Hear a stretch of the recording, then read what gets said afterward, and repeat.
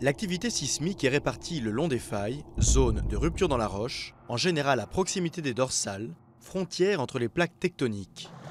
Ces immenses plaques se frottent, entrent parfois en collision, s'enfoncent l'une sous l'autre.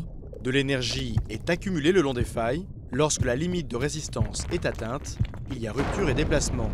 L'énergie accumulée est libérée, un séisme se produit.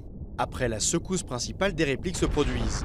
Elles correspondent à des réajustements des blocs voisins de la faille. Ces frictions provoquent des secousses quasi permanentes, généralement imperceptibles par les humains. Les zones sismiques les plus actives dans le monde sont situées en Asie, au Proche-Orient, en Afrique du Nord et en Amérique. L'échelle de magnitude de moment est aujourd'hui souvent utilisée pour mesurer l'énergie dégagée, à la place de l'échelle de Richter.